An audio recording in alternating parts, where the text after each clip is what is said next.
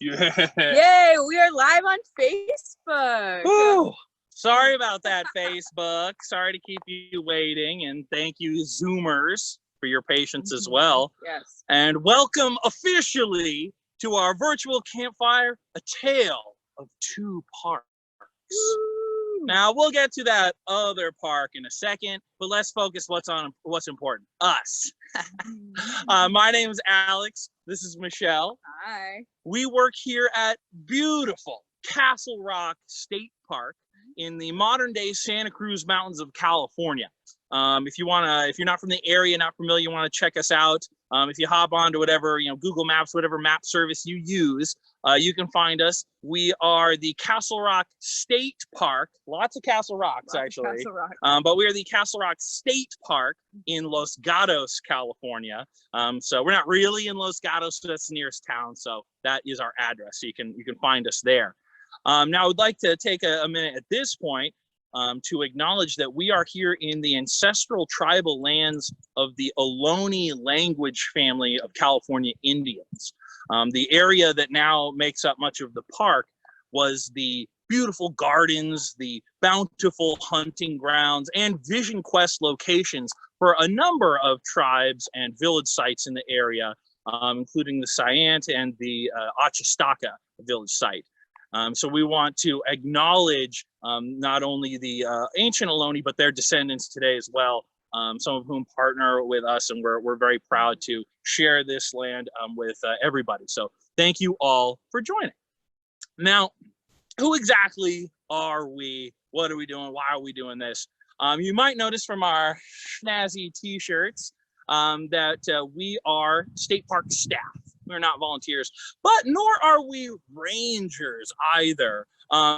Rangers, at least when you're talking about California State Parks specifically, rangers are law enforcement officers who do have police duties, but also protect the park and the resources, and sometimes even do programs like we're doing now, like campfires. What we are, staffers who are focused on public education and outreach, we're called interpreters. Sometimes we're called naturalists, although, it's not just about the nature, it's also about the history and the culture of a park. We kind of break into a lot of the different aspects of the natural and cultural history of parks. We break things down into digestible ways for visitors coming to do guided hikes or campfires, or school kids coming to do field trips here. So that is what an interpreter is when it comes to California State Parks. People always ask me what language I speak, but I speak banana slug and redwood, not foreign human languages. So that is what an interpreter is. So that is what we are doing here right now. Now, I would like to take this chance now to send it down the hill a little bit to our friends and colleagues down at Henry Cowell Redwood State Park. We've got Dylan and Leslie. Dylan, Leslie, you guys want to introduce yourselves?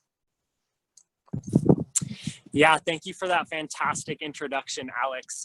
As Alex and Michelle said, my name is Dylan. I am also here with Leslie Reyes, and we are interpreters here at Henry Cowell Redwood State Park. And we are coming to you live from the observation deck. The observation deck is the highest point here in our park.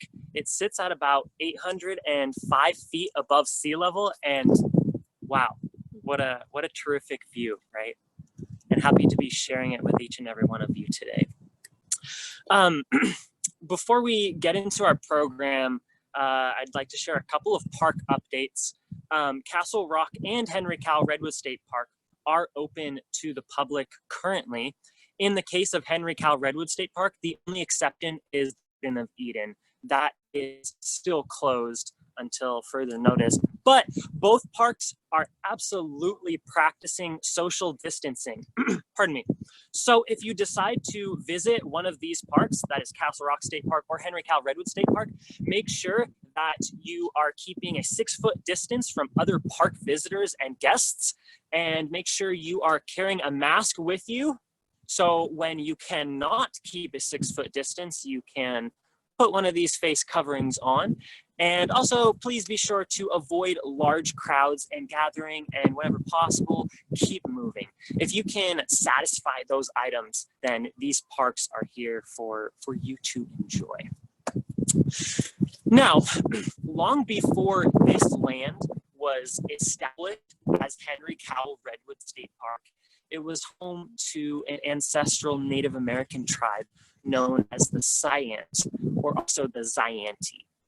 The Scient were among one of the many tribes that composed the Ohlone cultures in the Santa Cruz Mountains.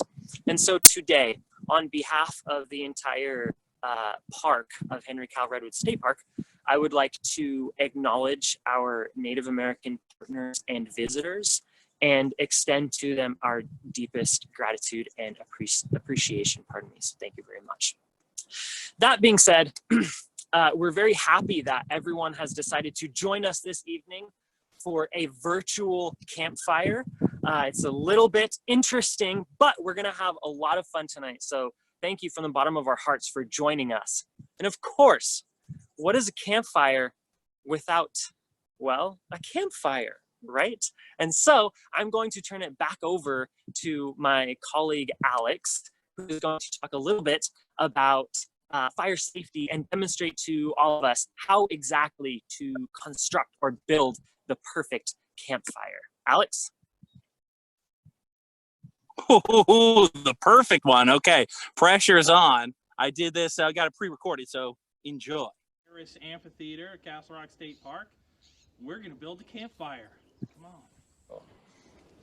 Okay, so I'm gonna start getting the spider webs out of my campfire in here. It's been a little while since our campfire is our first of the season. Okay, now I've got some sticks and stuff in here. Gathering fire at most state parks is not allowed, but typically if you already have some in your fire ring, you know, you can burn that, use that stuff. So I'm going to use just the sticks I have here to get started with that. So I'm going to gather some of those up, and then I have a little bit of paper. It's going to be my fire starter or my tinder. That tinder is the real light stuff that you can just immediately light with the match.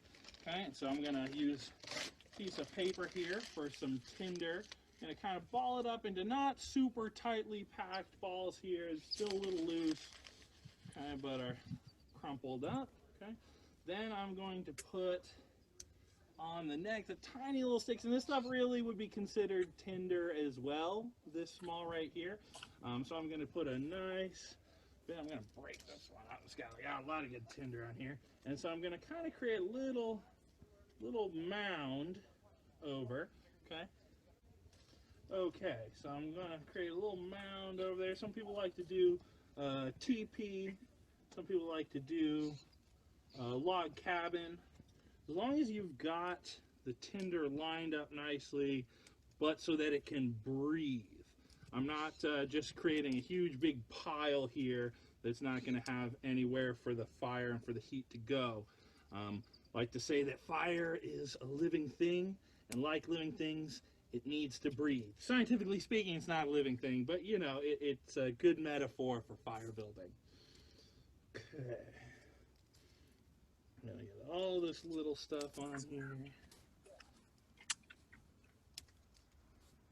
Okay, and then I'm starting to pile on top of that slightly larger sticks, so getting into kind of kindling territory here. So you're building up the most flammable stuff at the bottom, then the next, and then that way you can work on your way up to bigger logs and stuff. I've got some scrap wood here that I'm going to be using, but we're not going to be building a very big fire today. We don't get Wi-Fi over here, so we're going to be moving our location for our campfire program itself. So we're just going to get this one started.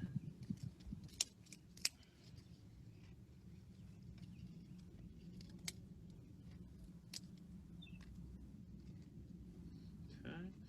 So you'll notice there, got nice and a lot of places for airflow so my fire can breathe. And so in a second I can get my match down in there into the middle to that paper, to that tinder at the center.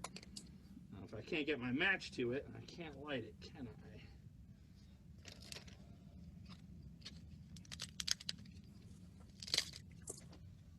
Go. Okay, so this is going to be a really good kindling right here, and once this gets going, I can move on to even bigger stuff, logs if I was doing that.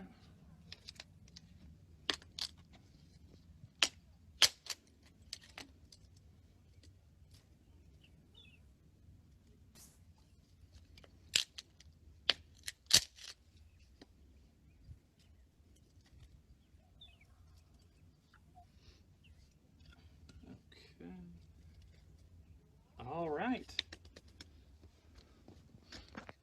time to light it up. Let's see if I can do it. Just one match.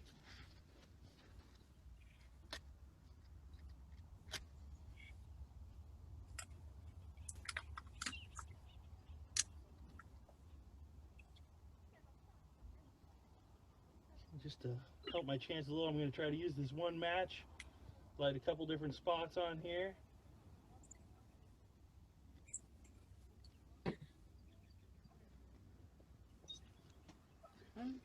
I'm very carefully going to adjust, add things where the fire's going.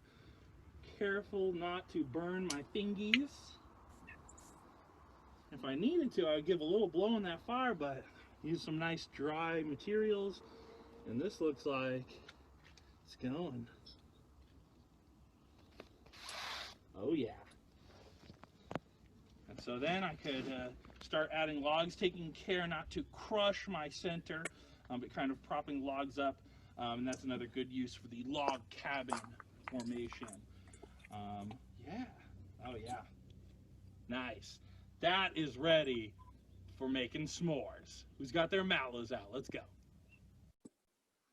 All right, and that is how you make a nice, easy one-match fire. You can tell how proud of myself I was on that.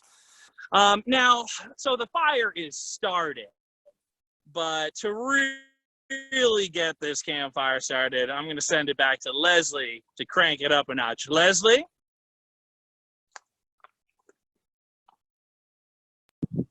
Hi, everybody. Thank you, Alex. That was an awesome campfire, and I'm very impressed with your campfire making techniques. I still have a hard time making fire, so thank you for that. So what is a campfire program? A traditional California State Park campfire program without songs, without s'mores, without games. So today I'm going to sing a song. You're going to help me sing along. And later on, we're going to play trivia. So how many of you have heard of the song Louie Louie by the Kingsmen? You know that song? It goes, Louie Louie, oh baby, I gotta go. Have you heard that song before? Maybe you have. Well, we have a song that sounds a lot like that, except instead of saying Louie Louie, we say Tan Oak, oh baby, let the xylem flow up. Yeah, yeah, yeah, yeah, yeah, yeah. Wait a minute, what is xylem? Well, plants and trees, more specifically trees, have a xylem and phloem transport system. The xylem brings water and nutrients from the roots up to other parts of the tree. So up through the trunk, the branches, and to the leaves. The phloem is a transport system that brings sugars and nutrients from the leaves through the branches, down the trunk, and to the roots. So in this song, when we say, Tan Oak, oh baby, and when we say, let the xylem flow up, we're gonna touch our knees and bring our hands all the way up to the sky. Just like that. Let the xylem flow up. Yeah, yeah, yeah, yeah, yeah, yeah. Tan Oak,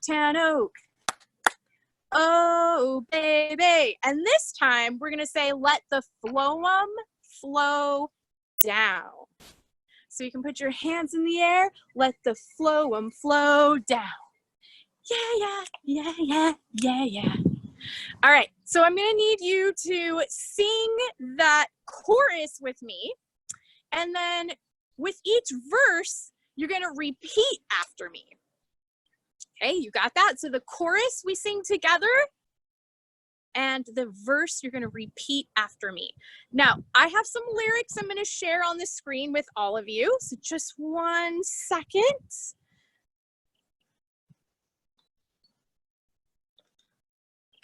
All right, so hopefully all of you guys can see this here.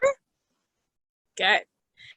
All right, and I guess I should say the reason why we are singing about tan oaks is because Castle Rock State Park and Henry Cowell Redwood State Park have quite a few tan oaks, and tan oaks are really important to this ecosystem.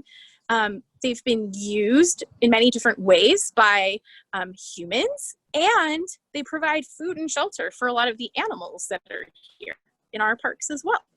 So this song's gonna talk a little bit about what these tan oaks do, what they provide for us. So let's start with that chorus. Are you ready? Okay, here we go. Tan oak, oh baby, let the xylem flow up.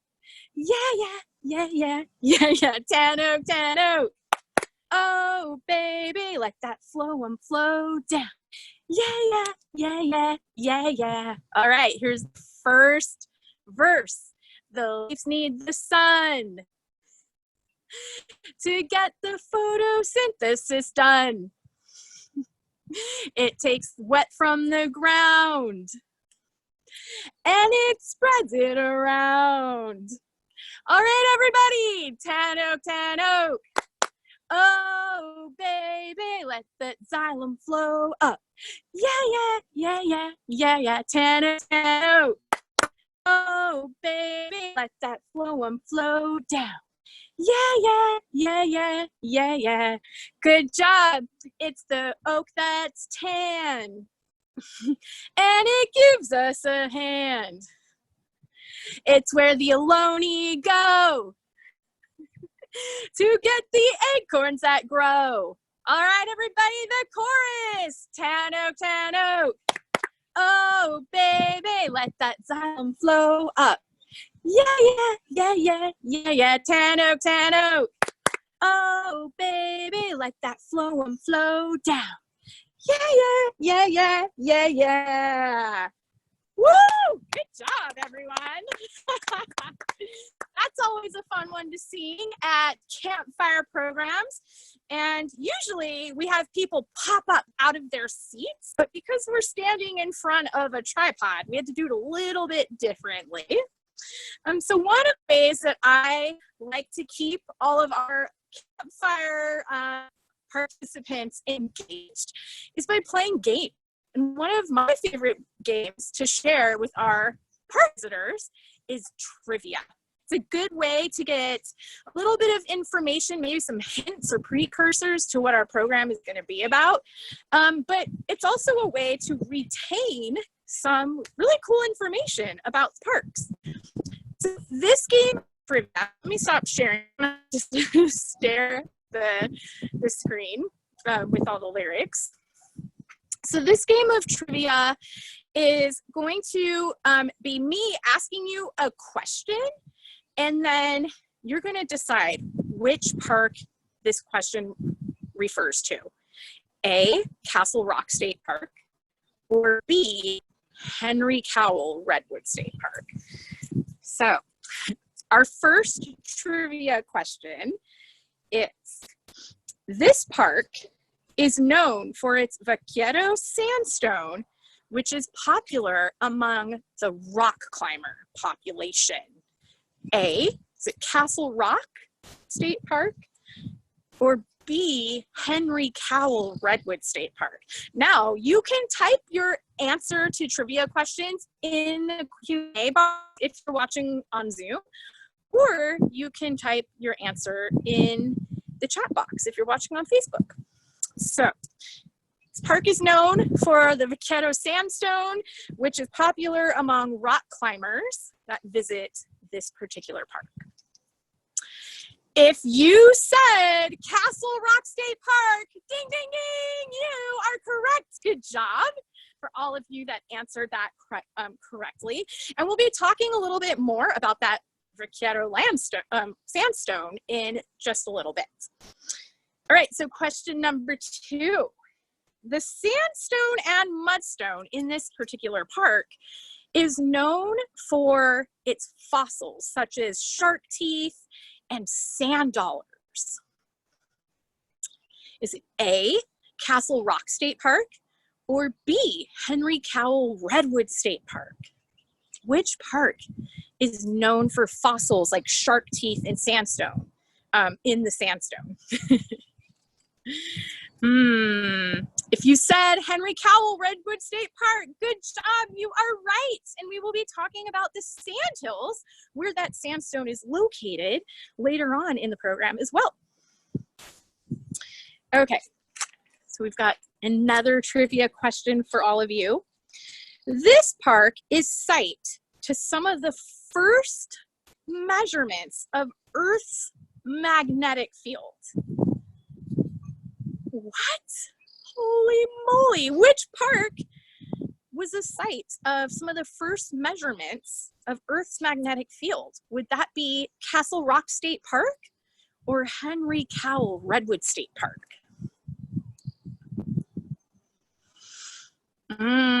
If you said Henry Cowell Redwood State Park, you are wrong. I'm so sorry. It's actually Castle Rock State Park. Good. Okay, so this park is home to many endemic organisms that live in a really special habitat. It's a very rare habitat. Is that Castle Rock State Park or Henry Cowell Redwood State Park? Which park has a very rare habitat with lots of endemic plants and animals? Now, endemic means they live in a niche, so a very special habitat, and they're usually not found anywhere else. Is it Castle Rock State Park or Henry Cowell Redwood State Park? All right, if you said Henry Cowell Redwood State Park, ding, ding, ding, you are correct. Good job. Good, and we have one more trivia question tonight before I'm going to pass it on to Michelle. Okay, so this park is located along one of the highest ridgetops in the Santa Cruz Mountains. And this is where coast redwoods grow. Is it Castle Rock State Park or is it Henry Cowell Redwood State Park? Type your answer in the Q&A box or in the chat box. This might be a tricky one, but if you said Castle Rock State Park, you are correct. Good job. Thank you, everybody, for singing that fun song with me, Tan Oak, Tan Oak, and for playing park trivia as well. Now we're going to talk a little bit about why Castle Rock State Park and Henry Cowell Redwood State Park have come together for this really special joint virtual campfire program. And I'm going to pass it on to Michelle to talk about one of the many similarities that we share.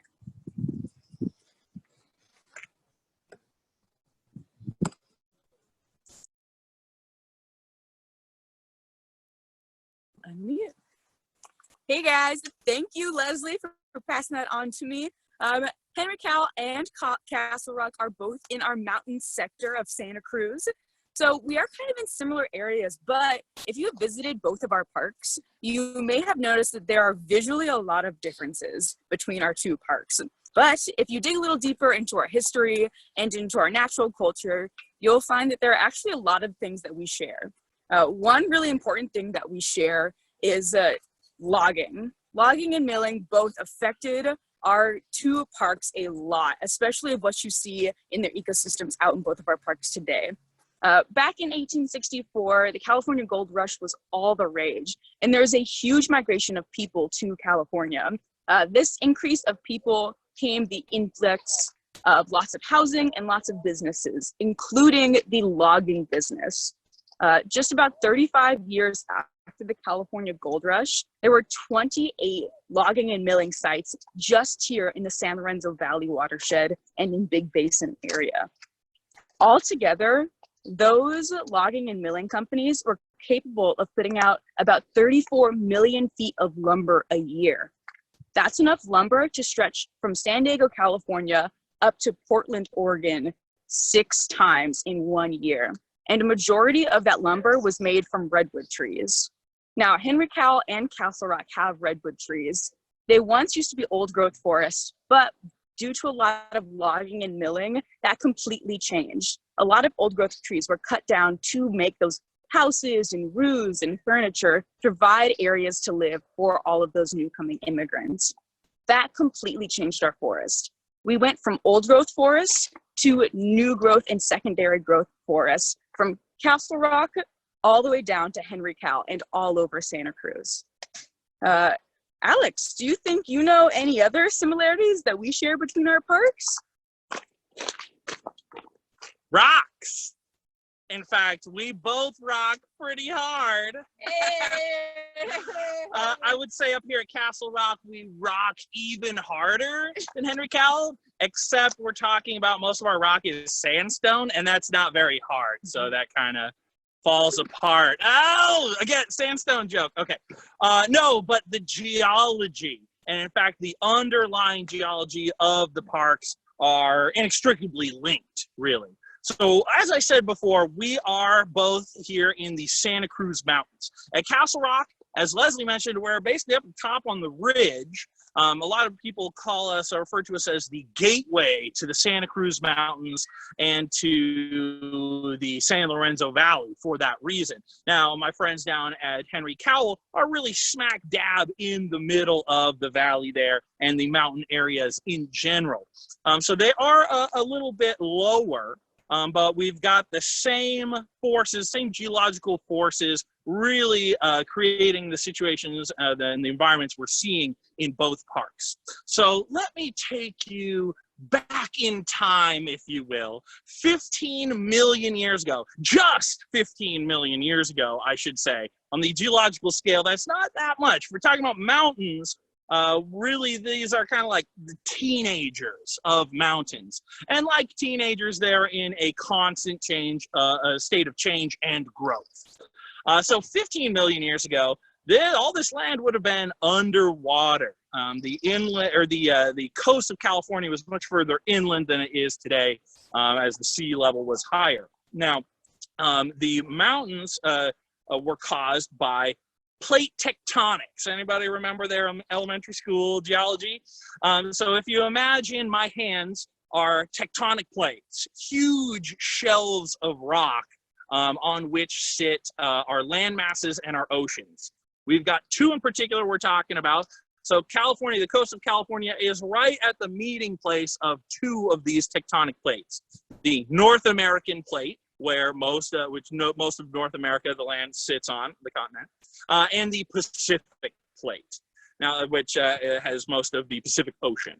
The Pacific plate, okay, and both of these plates are essentially floating on a huge underground ocean of magma, okay? So what you've got is the Pacific plate running into the North American plate and subducting under it, going underneath it. Right? That is what is called a convergence boundary, because the two plates are converging, they're coming together, okay, and one is subducting. In this case, the Pacific plate under the North American plate. Millions of years ago, that motion of subduction stopped, and then you get the two plates sliding along each other along that fault. This is called a transform boundary, and it creates a lot of seismic activity, basically earthquakes, which cause uplift, pushing the land up out from the sea floor. And because it was seafloor, that's why sandstone makes up so much of the rock bosses or formations that Castle Rock gets its name from.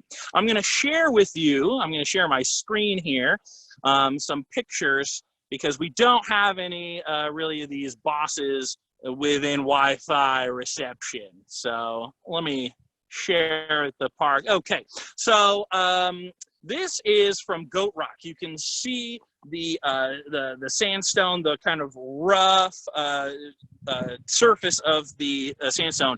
Now that is a little depression called Tectonics, okay, and that's very common. Those are caused by water. Thousands, even millions of years of water getting under the porous surface of the sandstone and dissolving essentially the cement that keeps the rock together, okay? That's called calcium carbonate, and it is essentially the fossilized organic remains of like tiny little, macro and micro sea creatures, okay? So basically the fossils, and that kind of creates a cement. Like if you think of a brick wall, it's brick, the mortar to stick together, and then more bricks. And so the mortar is holding together all of the bricks. It's the very same way with the calcium carbonate holding together the other harder minerals of the vaquero sandstone.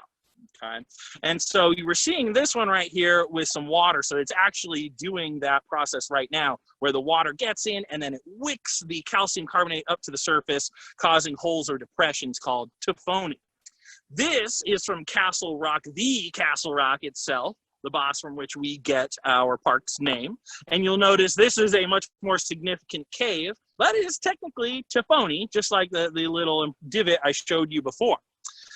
Here's another shot of Castle Rock, and if I zoom in, you can see the really intricate kind of almost pattern looking. A lot of people, when they see this, think that perhaps that's been tunneled out by some kind of animal or bug or something like that. But no, that is just natural erosion over thousands, even millions of years.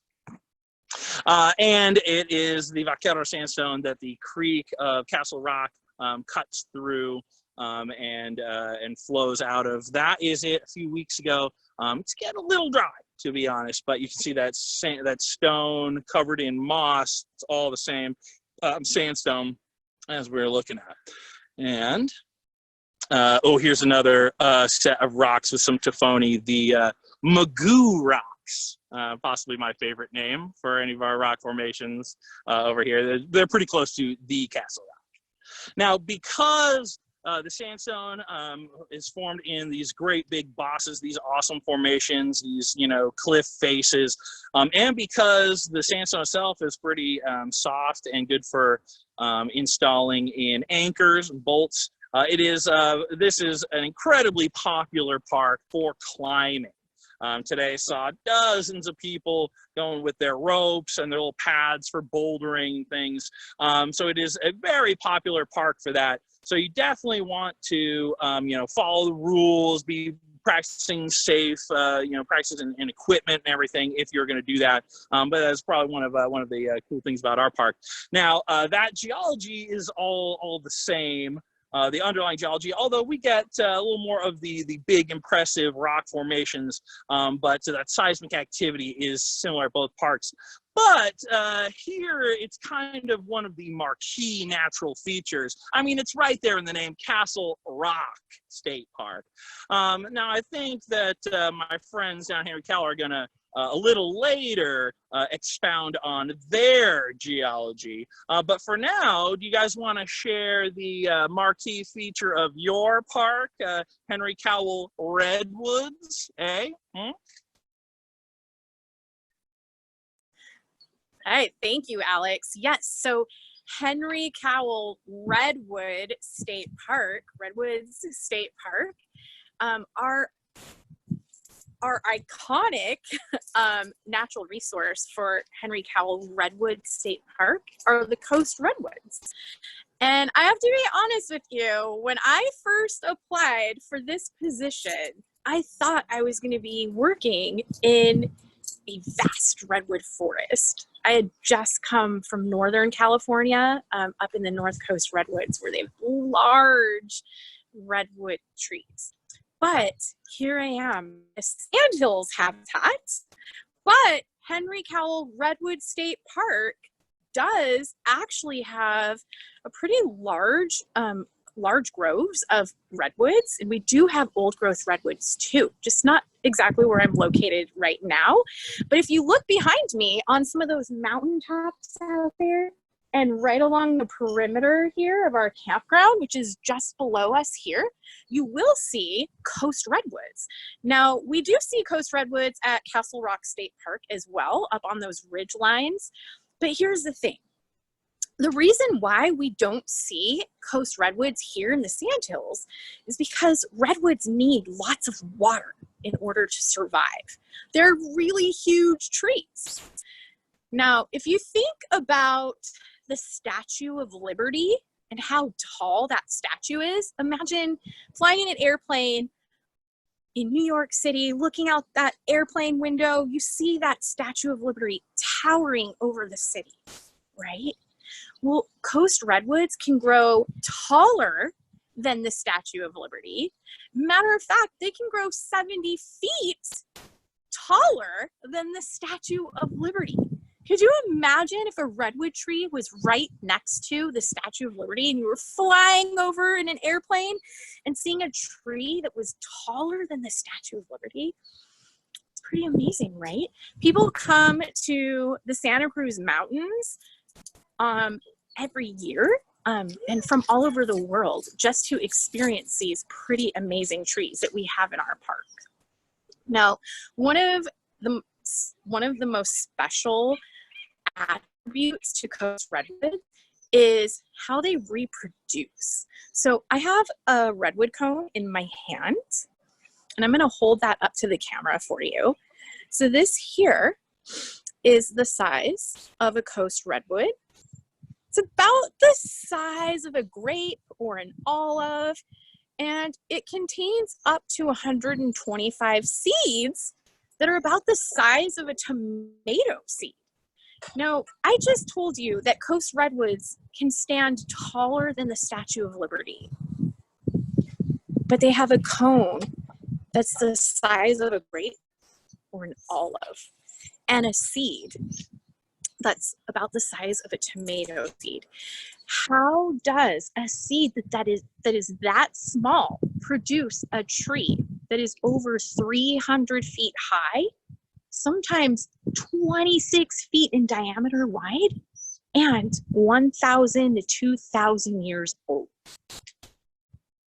Well, what would you think if I told you that coast redwoods don't have a lot of success germinating from seed? And that's because redwoods are situated in habitats that have a lot of leaf litter, or what we call duff. And these tree canopies don't allow a lot of sunlight to hit the forest floor. So most of the time, when these seeds or cones drop to the forest floor and they're covered up by that duff, they're not getting a lot of sunlight. Most of the time, animals will either eat the seeds or they'll end up getting rotten by the time a sprout forms. So instead, redwoods have the ability to clone themselves or sprout new tree growth from reiterations. And a reiteration is a sprouting point on a tree that maybe like a broken limb, or if the tree trunk was injured or the root system, it could send up a sprout from the tree limb. You might see 90-degree angles like this. So this would be the reiteration or the new growth of the redwood tree. They also have something called a burl. It's a big knobby growth on their trunk where a lot of dormant growth tissue resides. And if a tree is experiencing stress, they can send a shoot up from that root as well. Now, like I said, redwoods do need lots of water. And here in the Santa Cruz Mountains, we get about 80 inches of rain during the winter on average. But in order for redwoods to survive here during the summer, when it's what, on average, I would say 80 plus degrees, sometimes hotter, they rely on another source of water. And if you can see behind me, right there, you can see a little bit of it there. I don't want to turn the camera because I'm worried we'll lose our connection, but the fog is actually rolling in from the coast. So by the time we finish this program, this platform that I'm standing on, the observation deck, will probably be covered in fog. So redwood trees have adapted their leaves to help them obtain water in the winter as well as in the summer. They actually have two different types of leaves. So I have a sample of their shade leaves, which are located on their lower branches. You can see they're flat, they're long, they have nice surface area. This allows them to obtain lots of water and sunlight, because remember I said redwood forests don't allow a lot of sunlight into the bottom of the forest floor. But as you go up the tree and higher into the tree canopy, their leaves change. They get a lot smaller.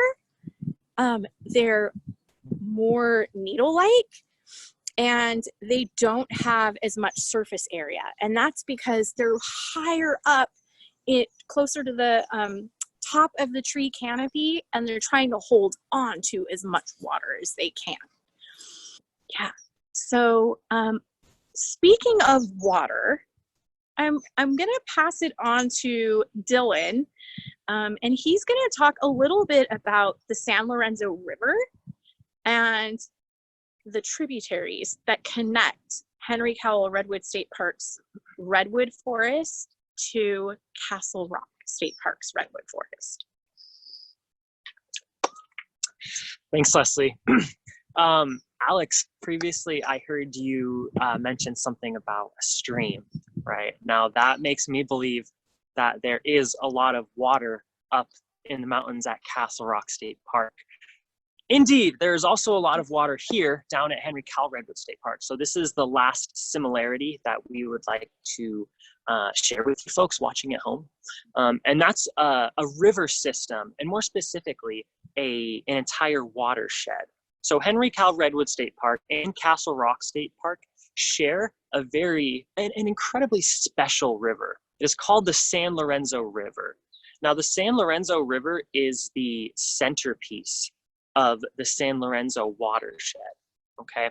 Now to understand what watershed means, because it's a pretty fancy word after all, we're gonna use our hands. So I really, really encourage everyone watching at home to do as you see me do, because it really helps to understand what exactly a watershed is, okay? So we're gonna take one of our hands, and everyone can do this at home. You can raise one hand. We're gonna take our second, and we're gonna put them together. Create a mountain. Now if we reverse this, now we don't have a mountain, we have a valley. We have a valley, don't we? Now, I am going to, well, everyone should spread their fingers like this. And we are going to use our imaginations and pretend that the spaces in between our fingers are rivers. Okay, these are all rivers here. And so we have a bunch of rivers coming down this side of the valley, and we have a bunch of rivers, there we go, coming down this side of the valley, and they're meeting in the middle, right? A watershed is where rivers flowing in one direction meet rivers flowing in the opposite direction. So we are essentially recreating the San Lorenzo watershed with our hands. And this is the biggest watershed in the Santa Cruz Mountains. The rivers flowing this way down the valley are meeting the rivers flowing this way down the valley. Yeah, so that is a watershed. As I previously mentioned, the San Lorenzo watershed is the largest in the Santa Cruz Mountains, and it occurs in both Henry Cowell Redwood State Park and in Castle Rock. But there's a catch. Here at Henry Cowell Redwood State Park, we get the best of the river. The river is very large, it is very robust, and it flows beautifully. Up at Castle Rock, that is where the San Lorenzo River begins. So those are the headwaters. So the river starts in Castle Rock. It doesn't really blossom into its full potential up there as it does here at our park. So Alex and Michelle, you might be the bigger rock stars, but whatever, we're not bothered. I will say that it was quite shallow of you though. So we have spoken briefly about some of the similarities between Henry Cowell Redwood State Park and Castle Rock State Park. Now, we're going to turn our attention to some of the differences, because I'm willing to bet that there are a handful of differences that give each park its special spice and its special character. The big difference here at Henry Cowell Redwood State Park has to do with a very special ecosystem. And a lot of my colleagues have kind of introduced this previously in our program. It is called the Santa Cruz Sandhills. And this is the ecosystem that I am actually speaking to you all from. The observation deck here is right in the middle of the Santa Cruz Sandhills. Let's learn what exactly the Santa Cruz Sandhills are, and then let's learn, why they don't occur at Castle Rock State Park. And I have some great examples to help us understand this ecosystem. I'm gonna grab them here. Okay, I have two examples of different soil types or dirt, right? One of these examples can be found in different ecosystems here at Henry Cowell Redwood State Park and in Castle Rock State Park. And the other soil type is found in the Santa Cruz Sandhills. So everyone watching at home, which jar do you think composes or makes up the Santa Cruz Sandhills? What do you all think?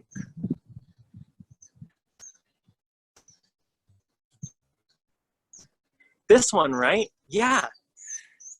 It certainly looks like beach sand, doesn't it?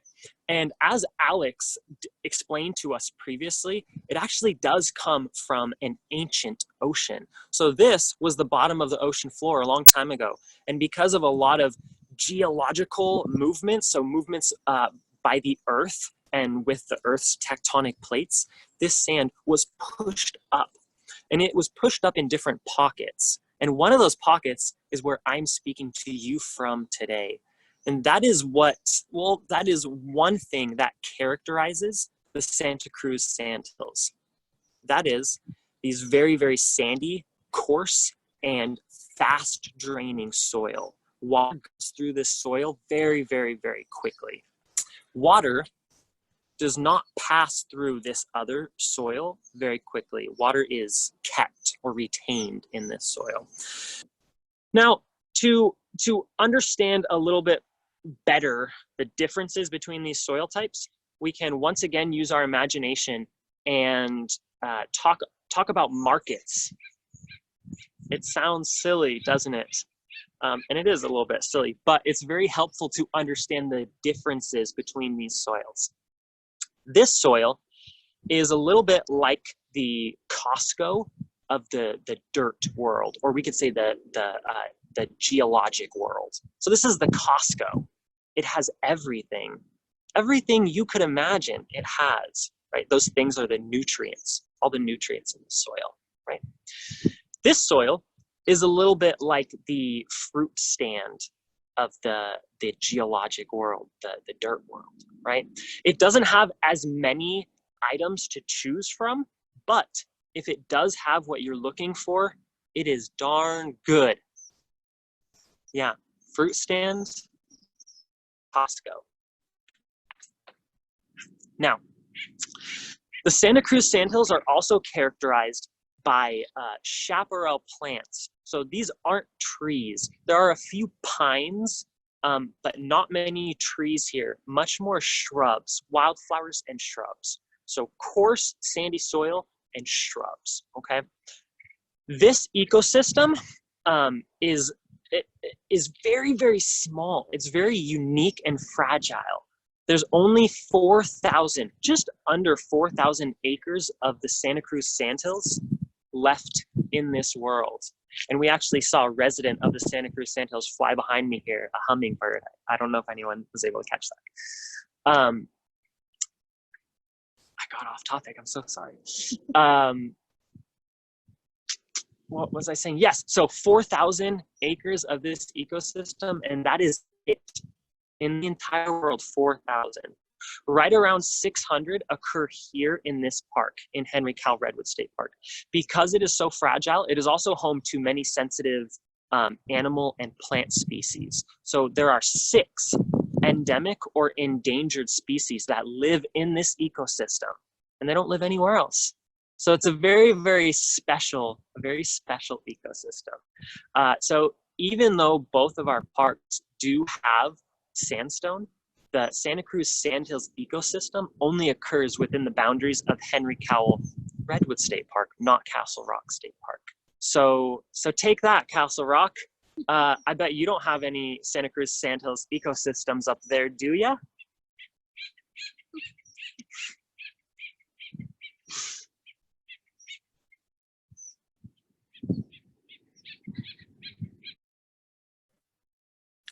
We may not have any sandhills out here. We do have a lot of great rocks that you can actually climb on, which makes us pretty great rock stars, like you mentioned. Not only are we amazing rock stars, but although Castle Rock and Henry Cowell are birds of a feather, we are a little bit higher on the pecking order because we have a very special and unique rare bird here at the park.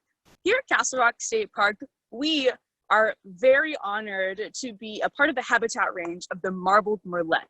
The marbled Marlette is actually a really endangered seabird. It loves to go hunt in the ocean for tiny little silver sardines and other small fish. And then it takes its fish all the way back here to the redwoods that you can find in this area. Now, one main reason the marbled Marlettes are endangered is because they have a lot of predators at Castle Rock State Park. Their main predators are corvids. Corvids include birds like crows, ravens, and Steller jays. And the reason there are a lot of crows, ravens, and Steller jays here at Castle Rock State Park is because of crumbs. Sometimes visitors tend to bring in food with them with the park, and sometimes that food leaves behind trash and crumbs. And that trash and crumbs attracts corvids like Steller jays, ravens, and crows. These crumbs with these high populations of corvids puts the marbled Marlette in a lot of danger, because when we bring a lot of trash into the park and we increase their predators' numbers, they don't stop at just eating the crumbs. It will also try to eat the eggs left behind by the marbled Marlette. The marbled Marlette can only lay 1 egg a year, and that 1 egg a year is really important to try to boost the marbled Marlette population numbers. One way you guys can help support those marbled Marlette babies and make sure those eggs hatch into healthy adult marbled Marlettes is to be a part of our Crumb Clean commitment. When you bring food into Castle Rock State Park, we ask you guys to commit to not leaving any crumbs or any trash behind. When you take part in our Crumb Clean commitment, that means you are directly helping protect these beautiful marbled Marlettes continue to fly back and forth from the ocean to Castle Rock State Park and live their wonderful, beautiful lives. Oh, what's that I see? Is that a saxophone playing explorer who would never dare to leave crumbs behind in the park? I think it is. In our comments, if you guys can guess what song our sax explorer is playing, let us know and we'll see if you can get it right. Come on, sax explorer.